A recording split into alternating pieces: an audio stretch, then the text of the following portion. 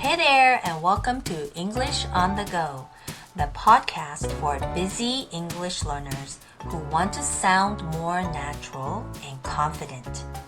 I'm Erin, and in just a few minutes, you'll get a quick, practical English lesson and tips you can use right away, whether you're commuting, exercising, or just squeezing in some learning time. Today's episode is all about the expression, I'll take care of it. Let's dive in. I'll take care of it.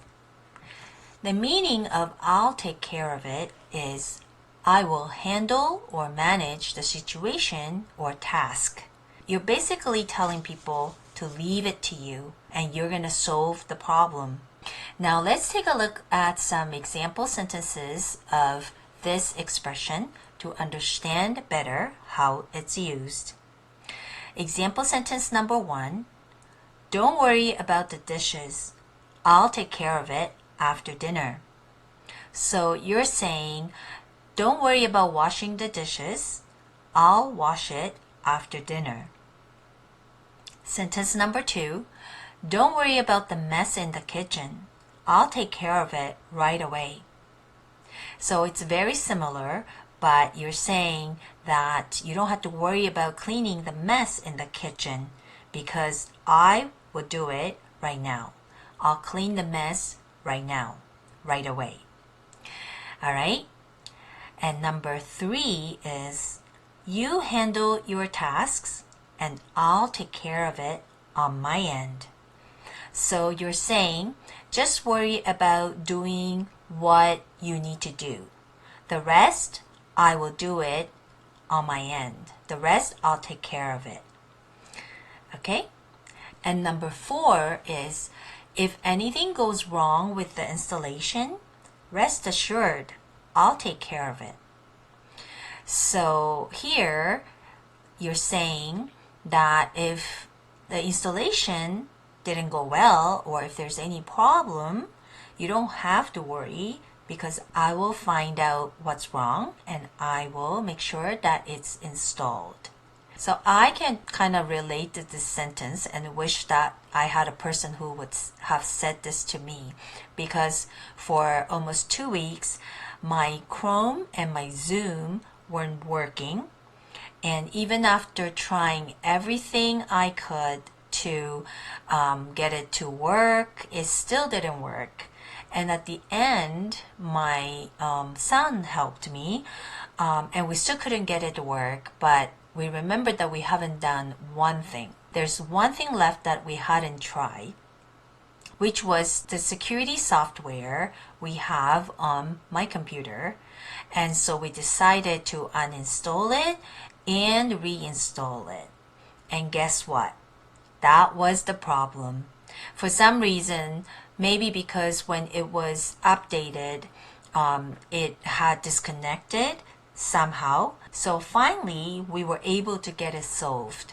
And I was just thinking, reading this sentence, if I had somebody who knew the computer really, really well, I didn't probably have to wait for 2 weeks to get it solved.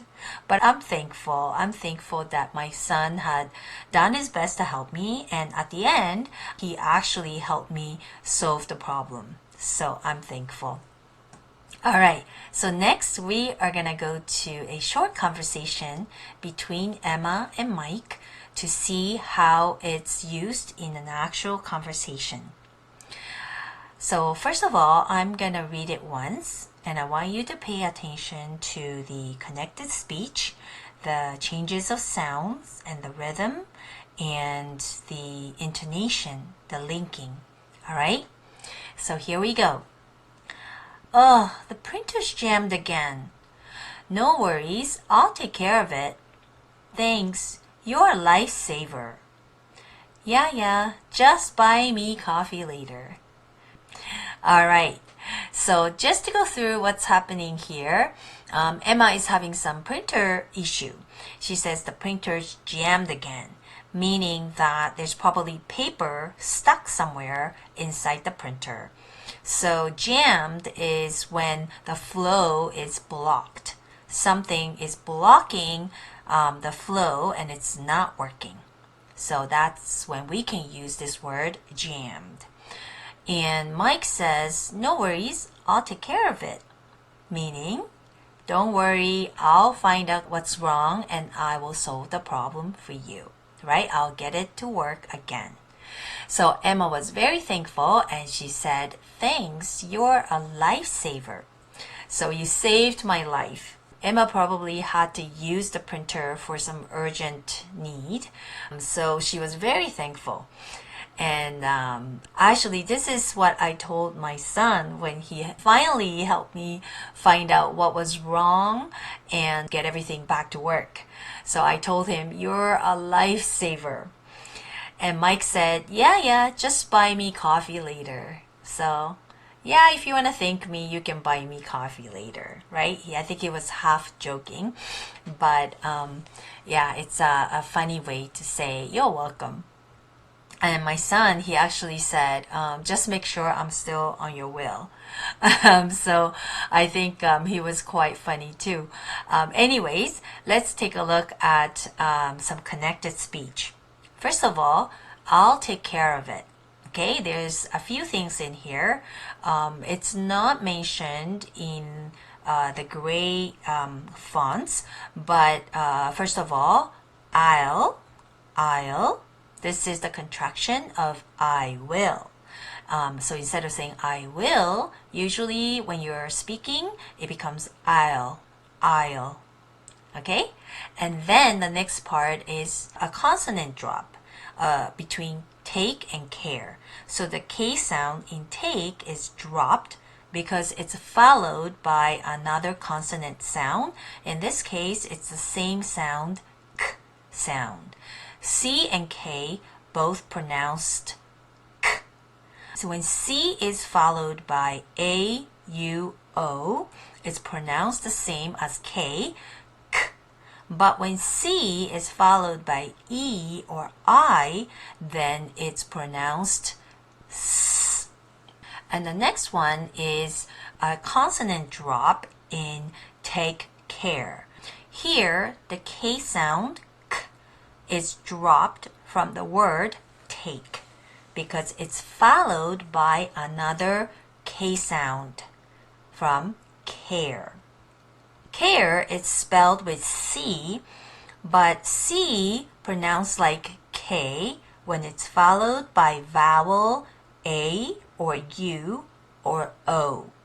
However, if C is followed by E or I, then it's pronounced like the S sound, S. So this is a good rule to know because when you come across a new word that you've never seen before, then you know that it's not pronounced like K, but pronounced like S. Anyways, so here K is dropped. So instead of saying take care, you say take care. Take care. Your mouth and the tongue position is actually in the place of pronouncing that K sound, but you don't actually pronounce K twice. You just kind of pause a little bit, then you pronounce the K in care. So take care. Take care. Okay? Good. And the next one is of. But here, instead of saying of, we are saying of.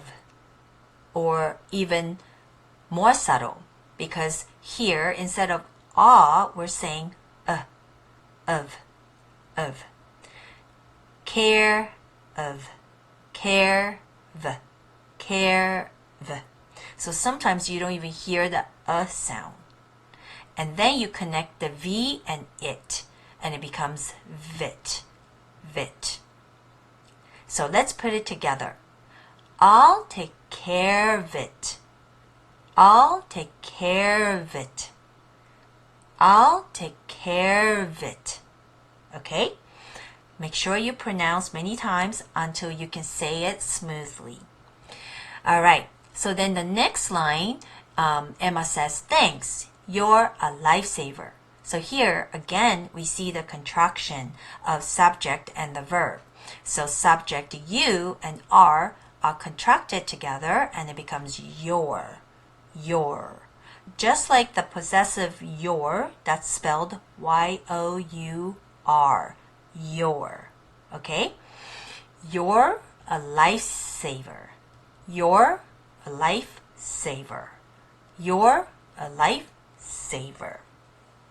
Okay, so there's actually other connected speech, but we're just focusing on these few things in this conversation. So before we go, I'm going to read it one more time. So pay attention to what we just talked about regarding the connected speech. Okay, here we go. Ugh, the printer's jammed again. No worries, I'll take care of it. Thanks, you're a lifesaver. Yeah, just buy me coffee later. Alright, so that's it for today's episode of English on the Go.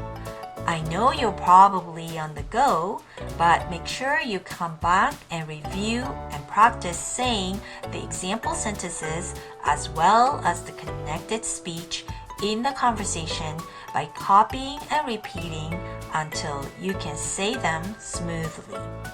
If you found this helpful, make sure to subscribe so you never miss a quick lesson. And if you'd like to receive the example sentences and the conversation transcript, please subscribe to my newsletter from the link in the description below. It's free and you can unsubscribe anytime. I'd love to hear from you. What was your favorite takeaway from today's episode? Send me a message or leave a comment. It helps more English learners like you find the show. And make sure you come up with some example sentences you can actually use it in your next conversation with someone. Until next time, keep learning, keep practicing, and keep going. See you in the next episode. Take care for now, and God bless.